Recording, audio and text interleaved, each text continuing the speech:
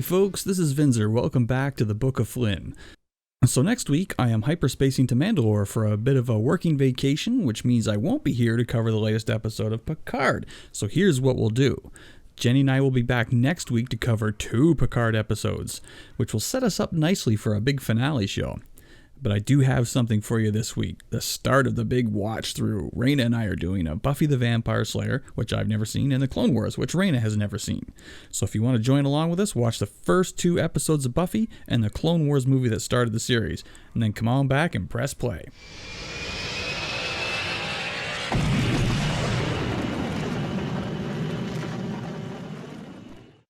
Well, are you ready for this? We're embarking on a very large endeavor here. We are, and I'm excited about it, and I think it'll bring us closer together.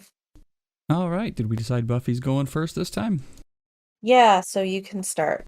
All right, Buffy Season 1, Episode 1. I don't think I've seen an episode all the way through ever. It started coming out in the 90s at a period where I was too busy making other mistakes in my life when I should have been watching Buffy. We watched one episode together shortly after we got together. And it was this one, like one of these ones that you saw. I remember starting it and seeing the first half. I remember like them eating Xander and stuff at the start of the episode, but I don't remember the second half. But anyway, I got through the first 2 episodes. So the first one is Welcome to the Hellmouth. And the Hellmouth, that sounds like a righteous 80s metal band. Like, open in tonight for AC/DC. It's Hellmouth. When I started this on Disney Plus, one of the first things I noticed in the description is it's listed as an action comedy, which I was not expecting. I didn't think this would be like presented as a funny show. But yeah, I don't know. After watching the first 2 episodes and seeing how snarky and quick with the quips Buffy is, I'm like, yeah, okay, maybe it is. Yeah, definitely all about the snark. This is going to be a real 90s trip back for me, man. As soon as I, heard the type of music and all the clothes and stuff in this, I was like, oh man, this is going to take me back to places. Did you want to do a brief synopsis to start us off and then we can dive in? No, I wrote a little synopsis at the end after I finished watching the first one, and it's very short. It says, Buffy tries to get a fresh start, except it's the same old shit. Wow, I went really overboard on mine then.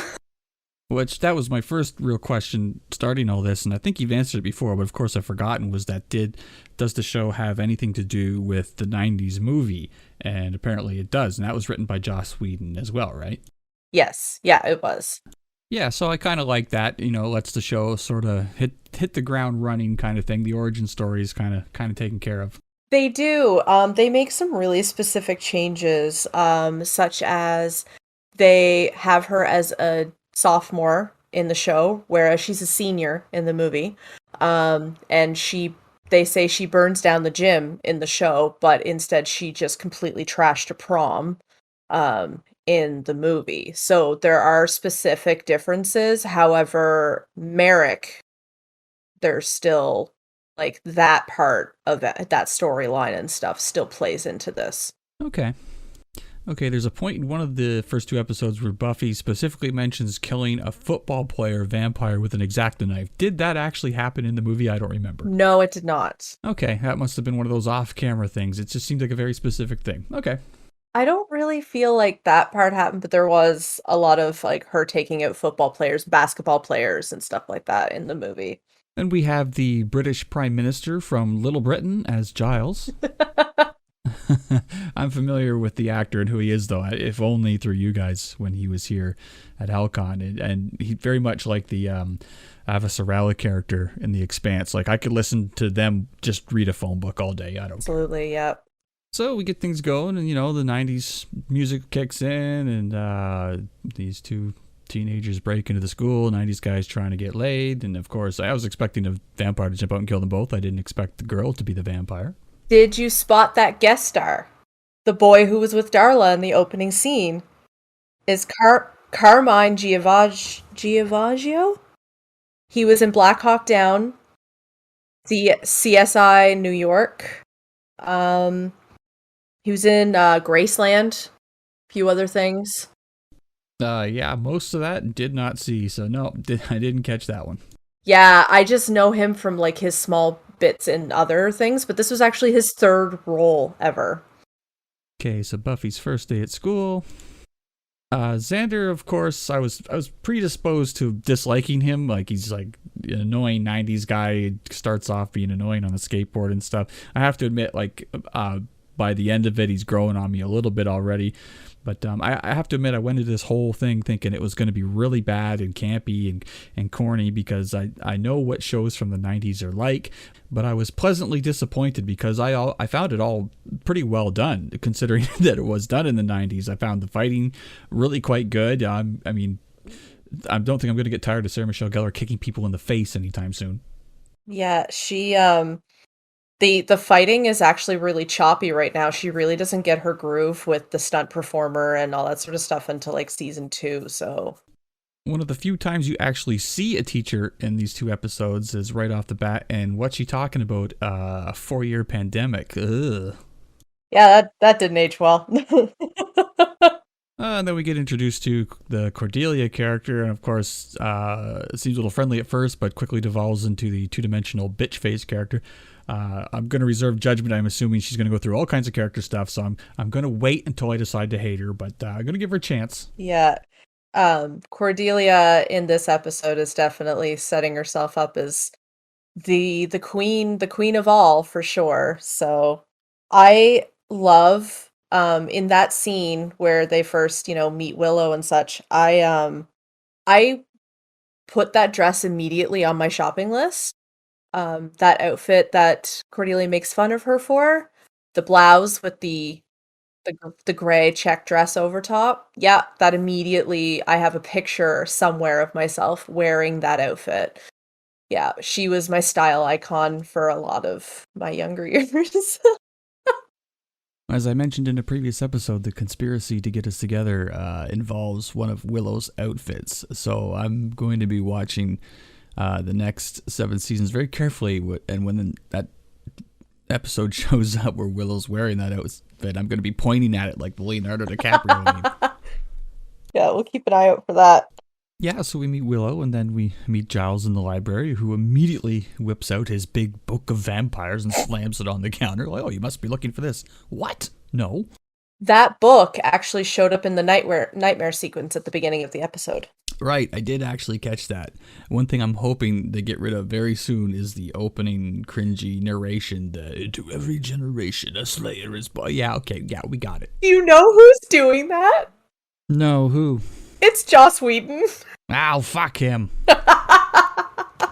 So that library scene, there's always one question that I really just didn't have answered about how short is Giles' attention span, because how fast could he forget that Xander was in that library? I know, right? I remember asking you that when you were watching this show before. I was like, doesn't anybody else come in this library? It's only ever like these 4 people all the time. Like, nobody ever asks any questions? Yeah, so I'm just like, how did he forget that he was there and just start having this entire conversation? Xander hiding in the back row, wanking it. He went for theories of trig. Well, by the way, this isn't a spoiler, so I'm just going to say it. This is probably the one and only time we ever see Xander skateboard, so you don't have to get used to that. Oh, thank God for that. That was literally the only time I think you'll ever see it. Like, I don't know about yours, but if somebody had pulled that skating through a crowd shit in my high school, they would have got clotheslined immediately. Absolutely. And it would have been by either you or me. Oops, my bad. I have a side note here that in some of the dialogue when all the kids were talking, that the Jesse character used the term bibbling idiot instead of babbling idiot. So I don't know if the writer screwed that up or the actor screwed it up, but I couldn't let that one go. Bibbling idiot. I have a quote written down here in my notes. It's a whole big sucking thing. Yeah, it's Buffy explaining how vampires get made. Yep, in the library.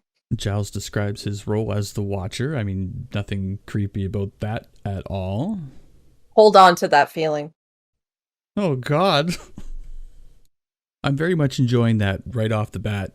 As the show starts, Buffy's already jaded and cynical. She's already over this vampire shit, and the show has just started. I'm a really big fan that they didn't do her calling all over again. They have it. They hit the ground running. She already knows. she's both been there and done that in her words, and she's just over it and doesn't want anything to do with it. So I think that worked better, especially since they only had like a half a season to work with this time around, because it was a mid-season replacement. And so this sort of underground vampire cathedral area is introduced with the Luke character, who's seems to be the lieutenant field leader of the master who's trying to get resurrected here. I've definitely seen this actor in a bunch of stuff during that time period. I'm pretty sure he played Shao Kahn in Mortal Kombat Annihilation in the 90s, which is arguably one of the worst fucking movies ever made. There's one thing that I noticed in my watch through now is that there's just a random non-vampire old man just in the lair with all the vampires. Like, I don't know if he just hasn't vamped out. Like, it just seemed like they forgot to get one of the cameramen off the set. Yeah, just some random hobo hanging around. So we do get to see the character of Buffy's mom. I was kind of figured going into this that she'd be like, you'd never see her. She'd always just be a voice from the other room or something like that. When Joss was creating the show, he didn't want any of the parents in it. His original idea was to have something like that, an off-screen parent, or just not really in the picture, because they really wanted to focus on the teens and not like the dynamics with the parents.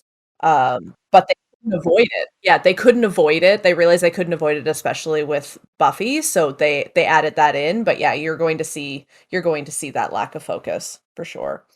Yeah, same with the teachers. Like, there's obviously Giles and the principal and the teacher at the very start. But other than that, like, you see the kids in class, and I got to get to class and stuff like that. But you don't really see teachers around very much. So then we have the scene in an alley with barbed wire, which, as we know, is in all small towns. Or David Bourne, as his character is introduced. He's not named yet, but obviously I saw this guy on TV in the 90s, and as a young guy in the 90s, I had an instant dislike of him. I was like, oh, fuck this handsome meathead. Oh, now he's got his own show. Fuck you, David Bourne. But I did like him. It's okay. I'm giving everybody a clean slate. We're going into this with everyone gets a fair shake. But he was definitely sporting the 90s vampire attire with the, the shiny silk or velour jacket with the giant lapels. I mean, in the 90s, you took one look at that guy and you're like, yep, he's a vampire. I really just wanted to do a quick shout out to Sarah Michelle Gellar's stunt woman for the handstand in the alley on the pipe. That was a super nice touch. Yeah, cool move. And, another guy gets kicked in the face. I've seen those boots she's wearing. I wouldn't want to get kicked in the fucking face with those. Okay, let's talk about some concerns I have with this small town. It has nothing to do with the portal to hell. It has everything to do with the apparent loose liquor laws at the nightclubs these teenagers are going to. Yes, the Bronze is an all-ages club. It's an all-ages club. Ah, okay. Well, it definitely had a 90s bar vibe to it. It looked like they were all boozing it up, but maybe not. I saw one guy with a water bottle. The outside of this place, by the way, looks exactly like the fucking rink in my hometown. It's definitely just the warehouse. Whether they're boozing or not, apparently every parent in Sunnydale has no problem with their 16-year-old kids going to this all-ages club on, a weeknight. Yeah, just another Tuesday. Well, the type of music they were playing there and just the clothes and shit, I was having some serious 90 flashbacks. I was like, I think I've been to this place. Yeah, I definitely. That was another one of the outfits that I had earmarked, Willow's outfit, for my personal collection with the pan collar. Yeah, I went through a pan collar phase and with cardigans as well. So at this place, Giles is like, you should be able to sense vampires. So she points out the guy in the rolled up sleeves Miami Vice outfit, saying that guy's definitely been underground for 10 years and still thinks that shit's cool. And I mean, can we just talk about the fact that Giles is just also hanging out in this bronze? And I have party into club, bottle full of Tums, because that's really how a lot of people were felt after they watched the Super Bowl. So that was a popular meme that came out about the Into Club song that was performed on there. But anyways, yeah, it was weird. Like, anybody who kind of just looks over and sees the librarian, like, just completely, like, hunched over, no sense of personal bubble, whispering sweet whatevers in Buffy. Like, from a distance, I'm surprised he had a job the next day. Right? Like, in a small town like that would be the talk of the town the next day. Like, oh, the fucking librarian was at the bar hitting on Buffy. Like, It sounds like, someone would lose a job over that. Yeah. So yeah, just not great from an outside's perspective. It's all about arm's distance with minors there, Giles. Woo! So meanwhile, back at the Hellmouth, the Master arrives through what looks like, I guess it's the Hellmouth itself. It looks like a vat of Kool-Aid. Oh yeah. And he arrives looking like a Nazi vampire. And the first thing I thought when he rose up, I was like, it reminded me of What We Do in the Shadows, when Baron Afanas arrives at the house and they're trying to get ready for him.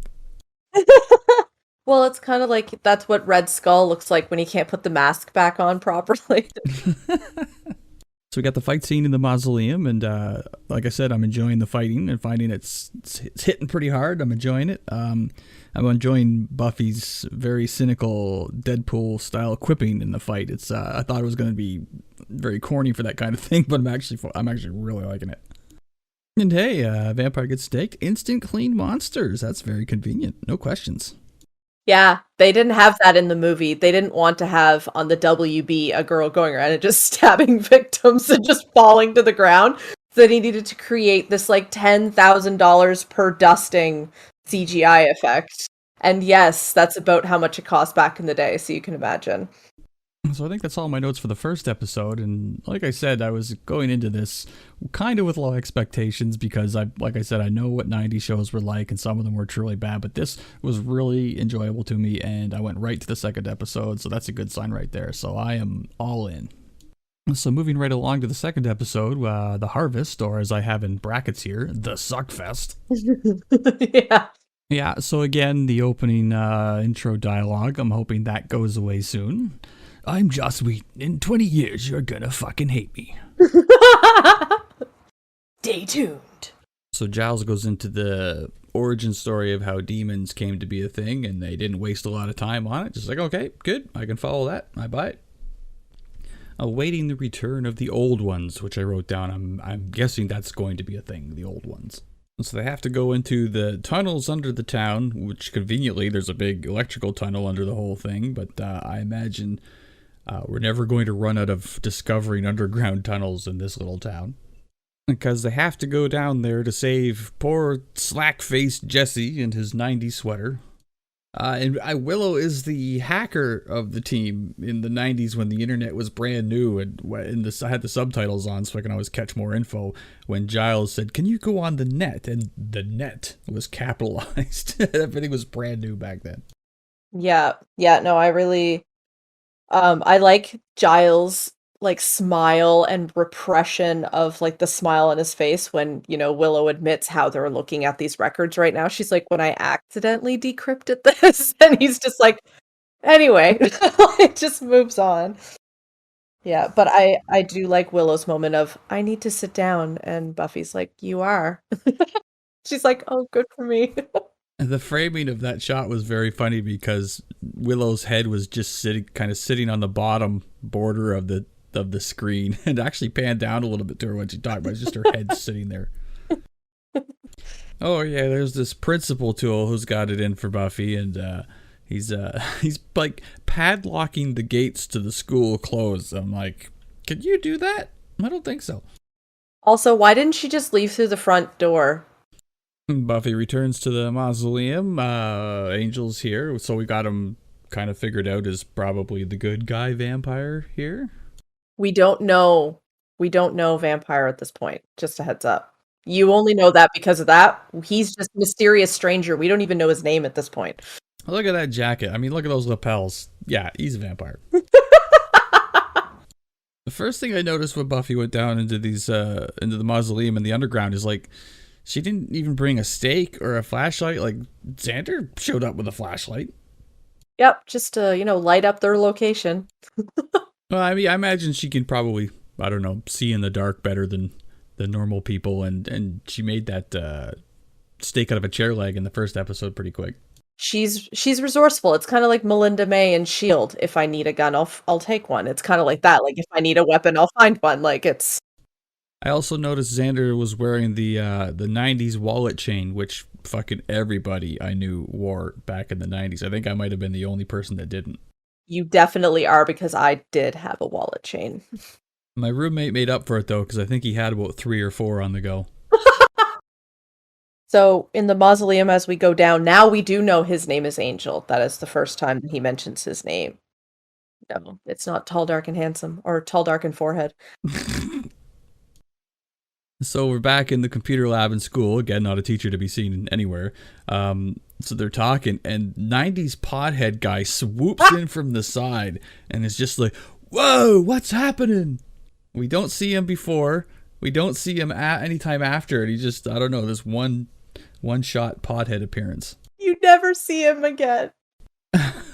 Really? Well, he certainly got his money worth for the time, because every little thing he was told is he had this huge reaction, like, whoa, no way. Whoa. Who are you talking about?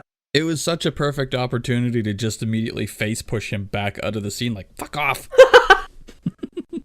My only real gripe so far about these 2 episodes is about now when they're running around in the tunnels. They're trying to get away from, all these terrible, terrifying monsters, and there's just this distinct lack of urgency. Like, they're barely running, they're stopping to talk. Well, I think we could go this way. I'm like, holy fuck, run for your fucking lives. What's the matter with you? Get out of here. What are you doing, idiot? We're all dead. Right? Like pork chop sandwiches. Get the fuck out. That's 100% what that moment was. So there was one thing I wanted to point out in this scene, is that they have a direct comparison of Buffy's strength versus a vampire's strength. Because in the exact same moment when they're trapped in there and the vampire's tearing down the door, we have Buffy also tearing down metal off of a grate, and she's basically bending it. So they're showing her strength is directly comparative to the vampires. So they were just kind of comparing it in that moment and using it as... Yeah, I like that. It was a good way to show it, but not over the top. And they had some pretty cool metal bending effects there. I really bought it. And yeah, she did a really big leap off a balcony at one point too. So yeah, it really kind of shows off that she's stronger than a normal human, but they're not going crazy with it. It's good. I like it. Okay, back to the master vampire. He's going on a little bit more about the Hellmouth and how it works and all that shit, and how this Luke guy, the Shao Kahn meathead, he's going to be the vessel for the big suck fest, and the more he sucks up, the better chance the master has of escaping.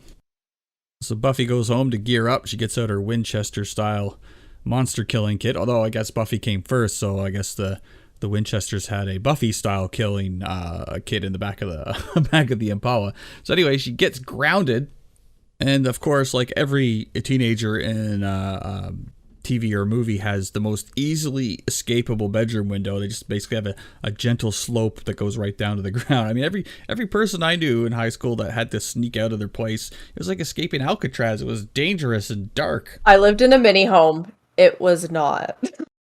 Not that I ever did. So I have to say that the hair in this part of the season, like, the hair is very mid-90s. And I love Cordelia. Like, I love Charisma Carpenter when her hair is really, like, big and stuff. Like, I just feel like in the bronze scene, she looks stunning. Like, I just really like the entire outfit. Yeah, maybe they're not drinking booze at this club, but they went to dance or something, and they all leave their drinks unattended, and I'm just like, oh god, no, there's bad people. Yeah, the ending for that, like how she took out Luke, was the exact same way that she took out her major opponent in the movie. They reused that entire bit. Ah, okay. Yeah, they reused that because it was a good bit, and it does show, like, her level of wit and being able to, like, just process everything in just a very quick amount of time. Like, her reflexes are awesome. Jesse's in the bronze here, and I was like, Jesse looks better with the vampire face than his own face. I have a note here during the scene when the Luke character's up on the stage, monologuing about what's going on. The camera kept cutting to this one guy. The guy See, you know who I'm talking about. He Yeah. just kept cutting to him like 2 or 3 times, and he was like, "Huh?" It's the entire time. He's just like, man, oh, because the edibles for him just kicked in. So Xander kind of kills the vampire. I mean, he was holding the stake when the guy crashed into him. Yeah, his best friend. He was holding it up, and then the person bumped into him, and I'm sure that caused no emotional damage whatsoever. This fight with Buffy in the bronze was a very public display of her abilities. It was in front of a lot of people, and I know by the end of the episode, people are just kind of like, yeah, Giles says people believe what they want to believe or whatever. But I thought this whole vampire slaying thing would be much more, I don't know, out of the public eye. But nope, bar fight in front of everybody. yeah, and as you can tell, everybody really had a good memory of it and was affected by it the next day. So they win the day, and at the end, the group all comes together, and they are talking. They realize, oh, there's probably going to be more evil things to fight. And Buffy says, well, I probably won't burn the place down. And Giles' iconic last line, Earth is doomed. Yeah, hold on to that line. Uh-oh.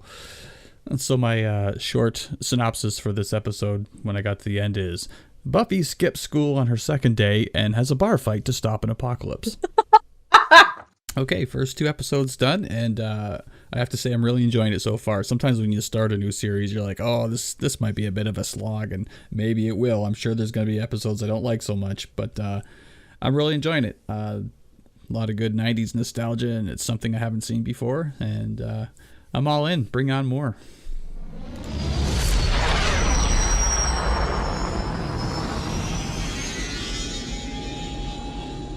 Previously on a very special episode of Clone High. It's time for the Clone Wars segment. All right, so I'm going to do my brief synopsis first. This is going to be my take on the episode, if that's cool. Okay. So this one was released in the movie theaters as a movie, but it's really just sort of 3 episodes stitched together. All right. So, after a very Adam West style Batman catch-up intro, we've got Count McLongface is leading an army of the comic relief bots against the Republic. The Force, the Jedi, they're the Force. It's like Space Force, except Force, is spread too thin and being used as soldiers, so the crime rate is going up, namely in kidnapping, which leads us to our plot for the episode. Worst idea for merchandising ever, aka Jabba the Hutt's offspring, is kidnapped from Jabba, who's a character that none of us can really sympathize with. So, I'm not really sure, but I guess the Force, the Jedi, have to deal with the mob boss, so they're going to make a deal to try to rescue the blob. So the entire movie, if they had listened to Samuel L. Jackson's instincts, always trust that man's instincts, the entire movie could have been avoided if they had just listened to Samuel L. Jackson. And that's what I take away from that entire scene. They talk about how sensitive of a mission this is. So who do they send in? Abbott and his buddy, not Funny Costello. So they have just captured a planet. So, and they send the messenger to go let them know that after they finish with this planet, they have to go and rescue the blob. They send it in the form of how old is this child? Like, I'm sorry. Yeah, I don't know, young, like 12 or 13. Like, what? I have a lot of questions about the Jedi's morals at this point. Yeah, the Jedi, like, identify Force using, like, babies, you know, like they're really young and they take them away from their families. Like, when Yoda said Luke was too old to begin the training, he meant, like, 20 years too old. Like, sure. I mean, but to put them in the field? I'm sorry, no. So they send a child in the form of Ahsoka, and I have no nicknames for her because I just love her. So Abbott thought, and Abbott is going to be Kenobi for all of this, Abbott thought that he was going to get a student, but apparently Ahsoka is learning from Captain Cringe. We get a brief flash of the cloaked lady, who I shall come to henceforth call Lady Voldemort, counting to Count Dookie, Count Dookie. Count Dookie.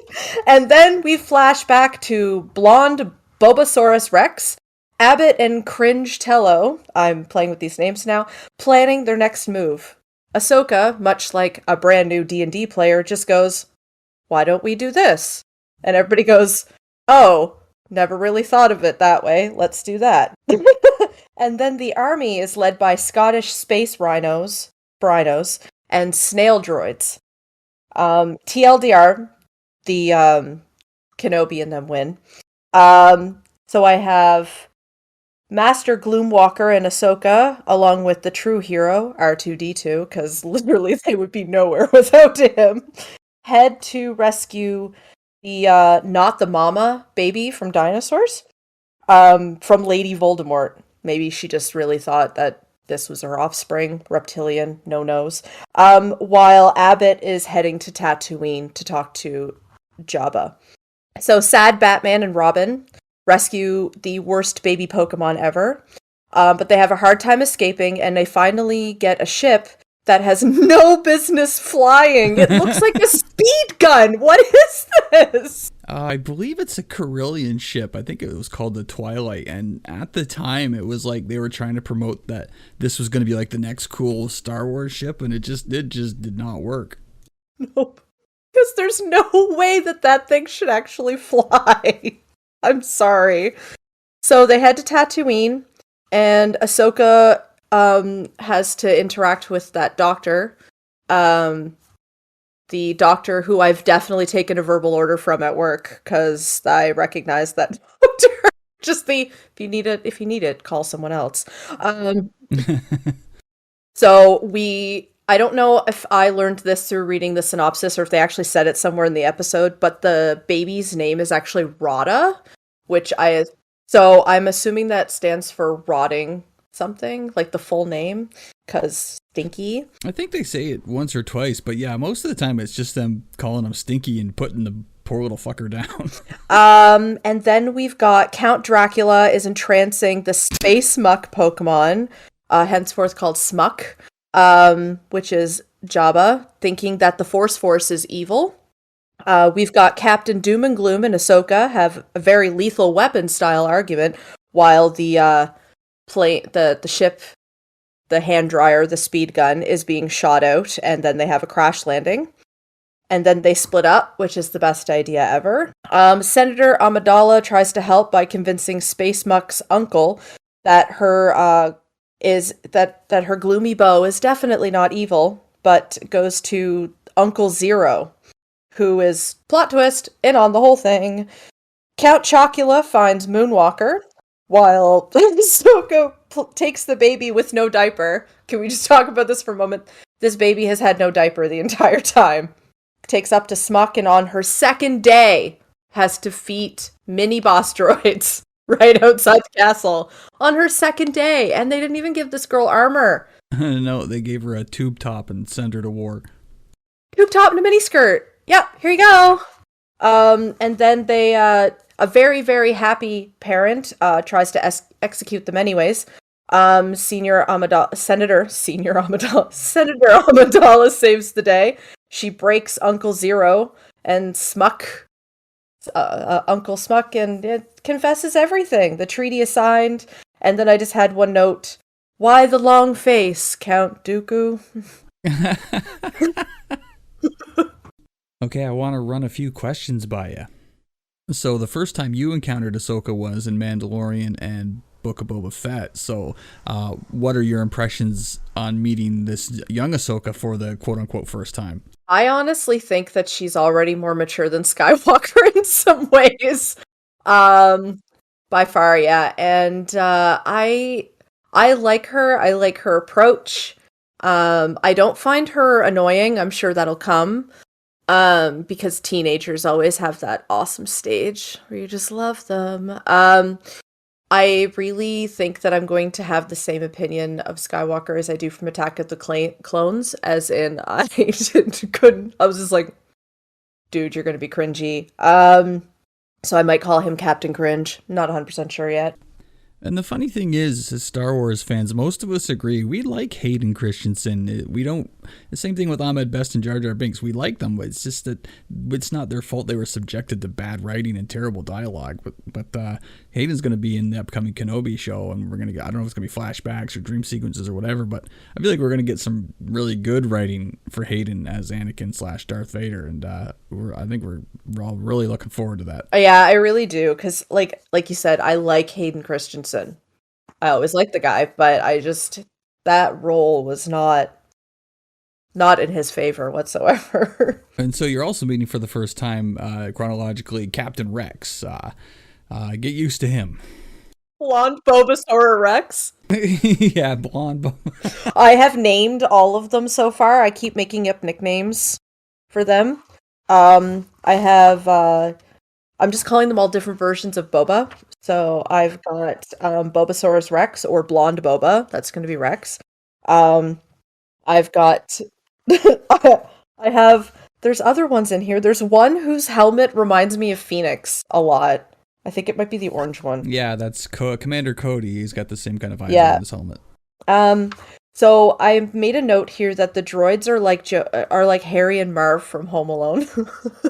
Yeah, that's a good comparison. Yeah, and you've probably figured out by now you're gonna be seeing much more of the battle droid comic relief. So when they have the with the droids and stuff, they're just kind of like they're really just for comic relief, and that's kind of where I'm at with those ones. I do like some of them though. I do enjoy the droids because they're hilarious. They're so stupid. That little bunny ear droid is the one that delivers a message. We see him in real life for the first time in the Book of Boba Fett and Jabba's Kitchen, but this is the show that type of droid came from, was from the cartoon. Oh, that one. Okay, that makes sense now. There we go. The other thing you're going to have to get used to, whether you like it or not, for this show is the wartime announcement at the start of every episode. It really was like, same bat time, same bat channel. And that's really just everything I was getting from that. Buy your Republic war bonds today. So General Grievous, who is that? Grievous is a cyborg. He's actually alien race. I think it's called the Felish or something like that. But he's like kind of like RoboCop. He's basically like a head and a spinal column or something. But he's mostly a droid body, 4 arms. He's like the leader of the military for the Separatists. But he's trained in Jedi arts, so he doesn't use the Force, but he collects lightsabers from fallen Jedi. And he's generally just an ass kicker, bad guy leader. Gotcha. Okay, cool. Lady Voldemort. I thought that it was the first of 2 instances where there was unnecessary focus on the rear end of the person. Like, it was weird. When she removed her skirt, suddenly all of the shots were from behind Ventress. And then, like, this was 100% made for the male gaze, because when skipping forward a little bit, when the Senator loses her cloak from the other droid in the elevator, it's very, very much like, it's like Guardians of the Galaxy, where they literally just focused on Zoe's butt, like, for way too many of the shots.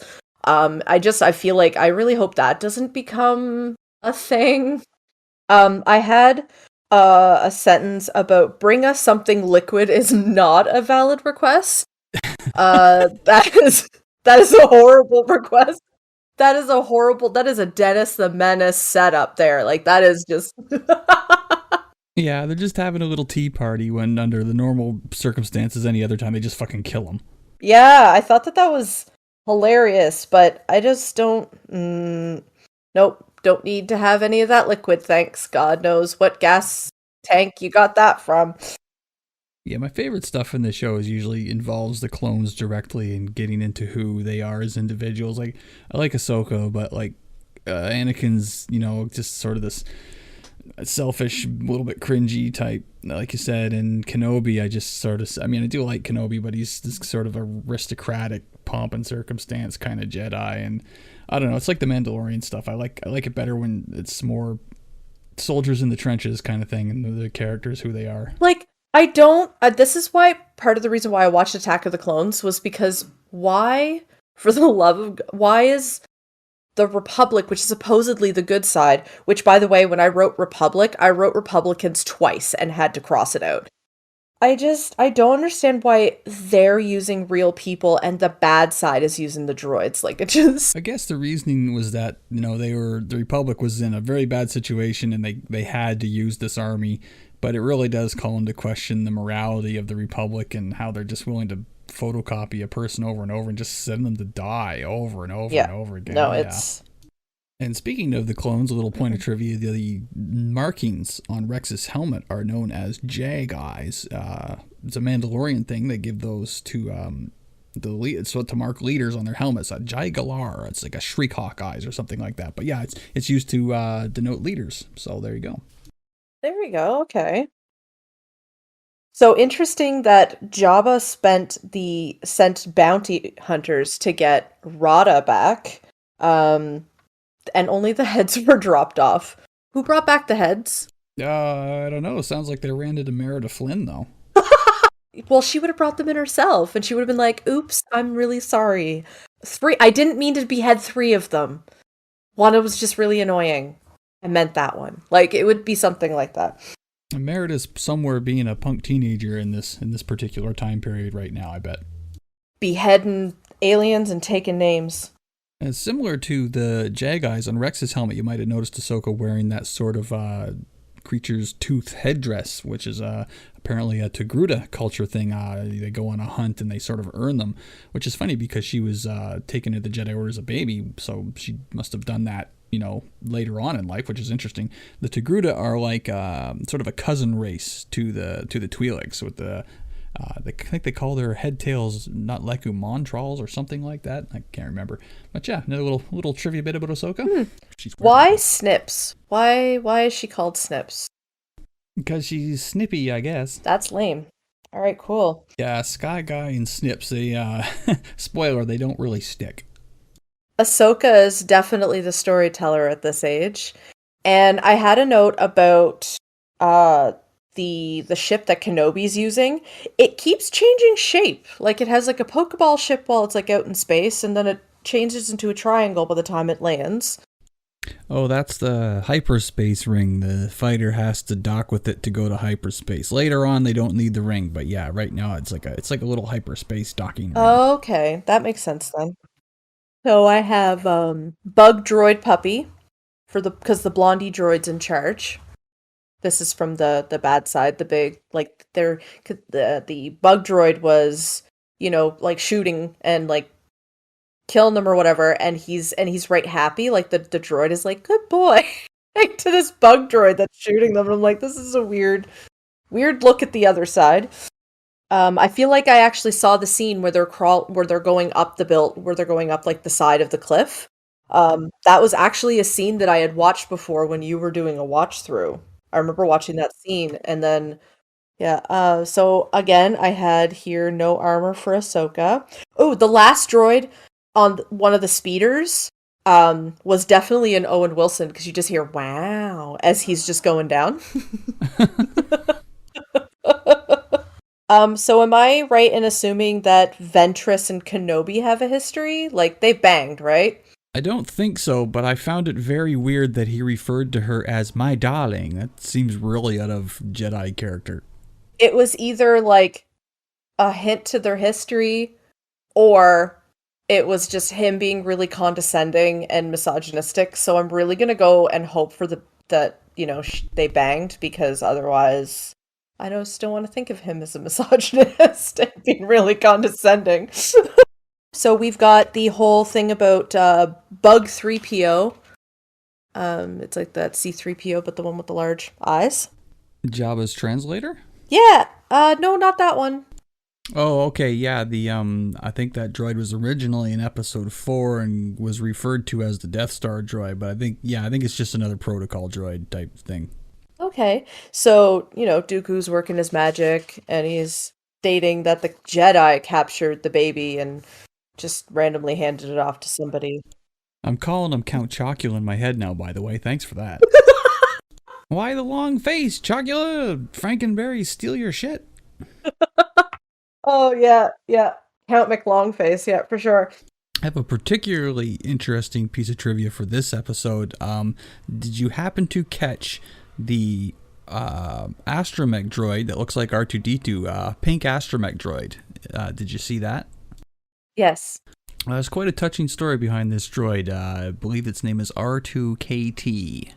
There was a little girl called Katie Johnson, and she had terminal brain cancer. And she said she wished she had an astromech droid like R2 to protect her.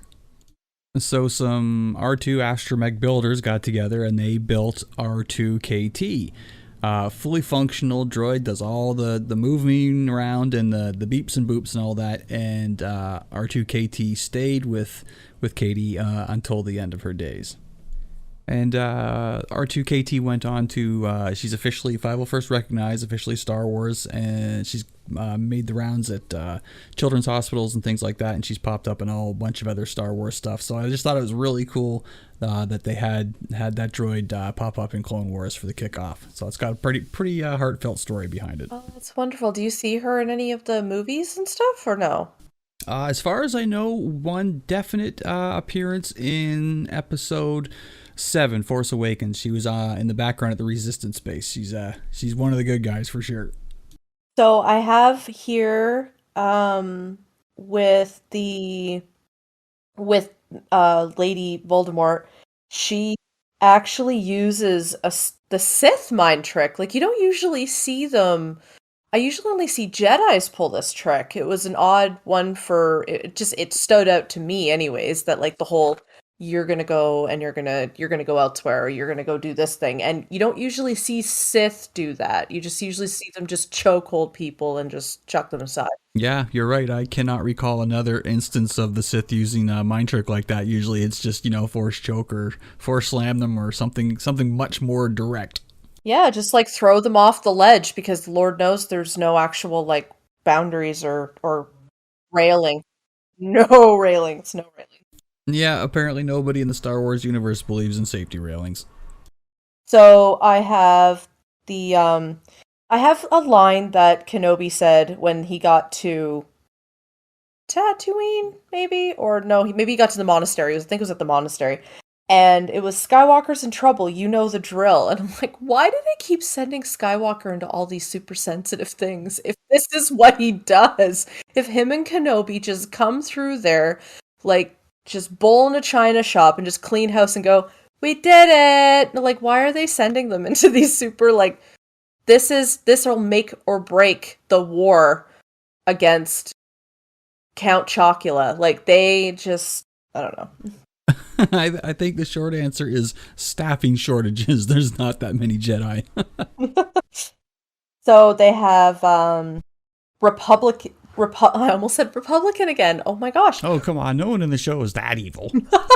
Right? Republic dogs. Thought that was interesting. That was something that was like, it sounded like a slur that was being shouted at them, like, you're Republic dogs. Yeah. At one point, Anakin quotes Liam Neeson's Jedi Qui-Gon Jinn with the nothing happens by accident. A wise Jedi said that was a cool little tip of the hat to Qui-Gon. Yeah, I actually wrote that down, and I was wondering if it was Qui-Gon that they were talking about. Like, a lot of my notes are like just putting colors to different clones and putting like names to different things, just writing down fun facts. So I've got to sort through the fun facts. Yeah, you're gonna need like a spreadsheet for all the clones you're gonna meet. Yeah. So how did you like Uncle Zero? I actually got more of like a trans vibe from all of that. Because they've got they're hermaphroditic as a species. Yeah, they can reproduce on their own, so Jabba is the only parent for Little Stinky. They had Your Highness for Uncle Zero, and he pronouns, so I just thought that there was a lot of gender fluidity there, which was really nice. Like, they had the pronouns nicely established, but they had the title, the preferred title. Like, I just thought it was all really cool how they did that. I think it's also a little kind of ahead of its time. You don't see a lot of that, any sort of representation, especially when this came out, which was like, what, early 2000s? Around 2010-ish, I think. Yeah, still not a huge amount. So it looks like Ventress, Lady Voldemort, sorry, loses a lightsaber, but she gets away. And Ventress is a member of the Ratataki race, which all have the chalky skin and the head markings and the bald heads. At least I think they're all bald. Ratataki. That Dr. Droid, I've definitely spoken to that Dr. Droid. Yeah, I don't think that would have been turned on for a long while. I was like, what the fuck you want? Yeah. He's just like, excuse me, I was in my existence right now.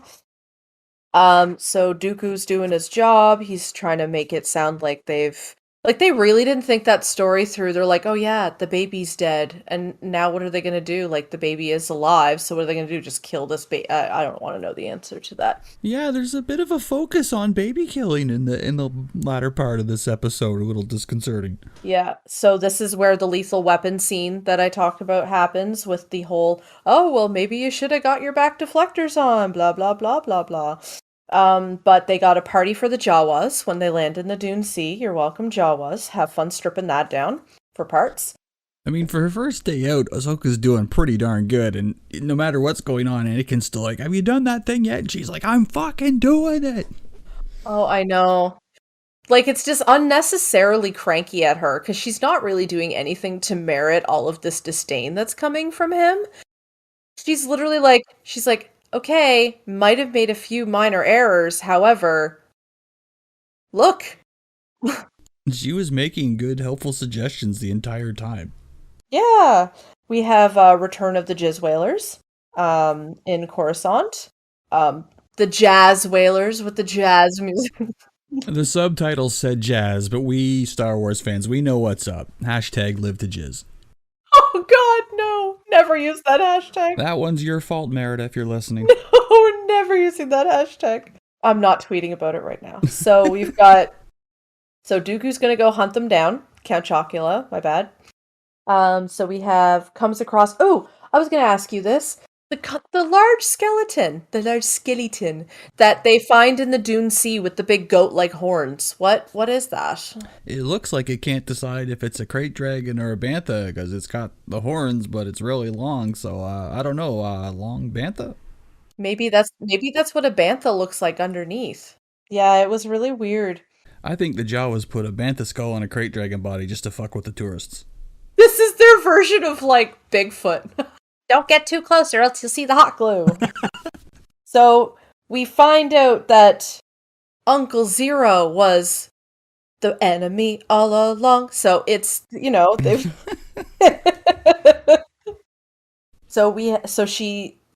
he kidnaps Amidala and they've... What am I writing here? Oh, right. So they discovered Amidala and they, the droid that screws it all up is the one who turns on the communicator so she can get a message out to C-3PO. Like, that one is the one who just ruined everything.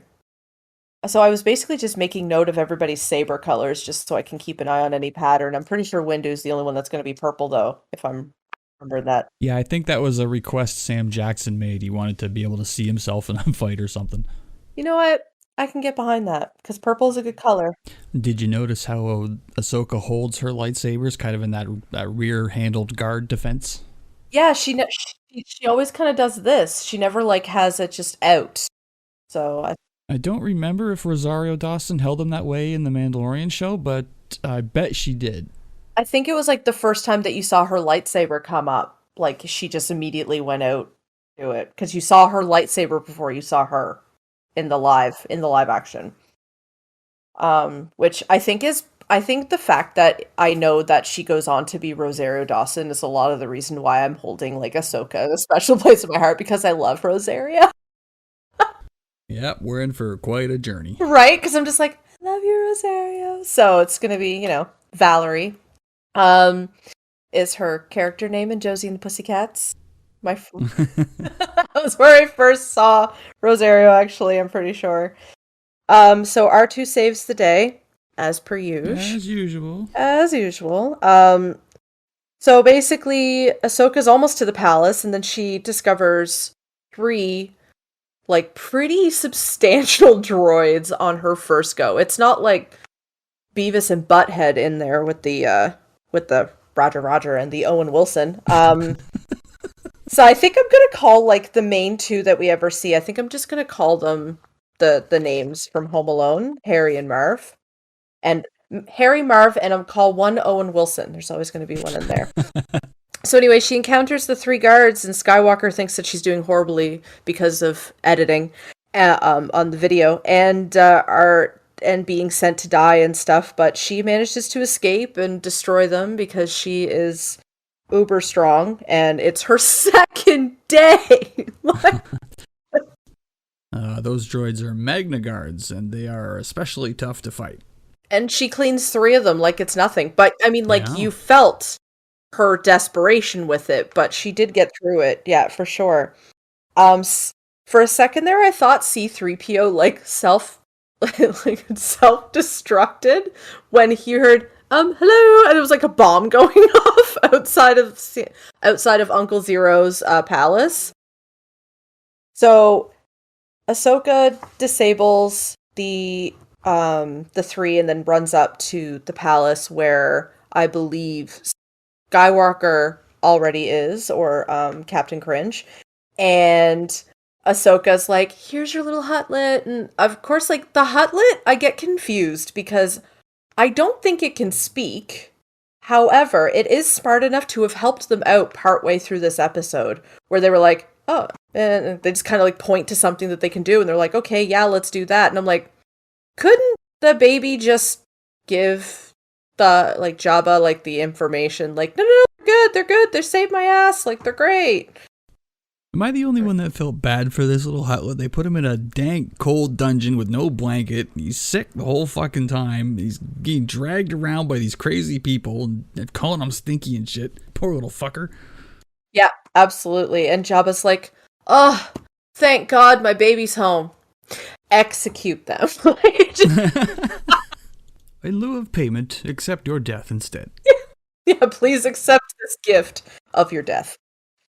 So Senator Amidala breaks Uncle Zero, and Uncle Zero is like, oh, I'm sorry, I love that little thing. It's just, I'm so sorry. I was blinded by Count Dooku, and he's flashy with all the cereal, and it just confused me. And then, so Jabba's like, okay, cool, you guys are good again. I'll have a treaty with you instead of Count Chocula. And it strikes me very weird that I know they had to figure out a story way to connect it all to the war and stuff to use Jabba, but like it still seems really weird to me that Jabba, an infamous, murderous crime boss, is basically calling the leader of the fucking government of the galaxy to help him out. It's like, hey, my kid's been kidnapped. Can you sense it? Just that whole part of it just seemed really strange to me. So, like, is the senior, the High Chancellor, the whatever his face is, that's like the ultimate bad dude, right?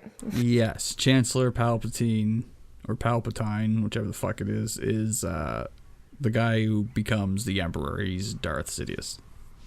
Okay, because I felt like I saw that connection, but I never really understood how it went together, because I knew it was like the same guy, but I was just like, is he like split personality? Because he even looks different. He's just really good at playing both sides of the fence. Yep, everything he has been doing is basically to engineer the emergency situation he needs to become the Emperor. So yeah, he's like engineered the entire war. Wow, that doesn't sound familiar. So, in short, they got their treaty. They have some of their roadways for supply ships now, since Count Chocula and his comedic relief bots are, covering some of the other major ones. So, Stinky is saved. All hail Stinky. Do we ever see Stinky again? Like Rada? I don't remember. It's been a while, but I don't think so. Because my question is, where's Jabba's kid after Jabba bites it in episode 6? That's a great question. Hutt's aged so slowly. I think Jabba's like 1,000 years old or something like that. So, and this has only been, maybe 10 years or something. So maybe Rada's still considered just like a baby by Hutt standards or something. But yeah, that's a good question about where he would be in the Mando timeline, or maybe if maybe the twins that came into it trying to claim his empire, maybe they were doing it like with the intention to steward over it until Rada came of age or something like that. That'd be cool. Yeah, I think that would have been, because in like Book of Boba Fett, like he would have, I feel like that almost might have been like, okay, you know what, that actually makes sense, and he might have like recanted on it a little bit because morality, but yeah, Yeah, I think if Ferrata had been involved, it would have changed the storyline quite a bit, which would have been cool. But yeah, I guess the twins, they were only really there to bring the Rancor into things. So I do enjoy Ahsoka. I am interested to see where she goes. I feel like she's going to be an kind of like an up and down person. Buckle up.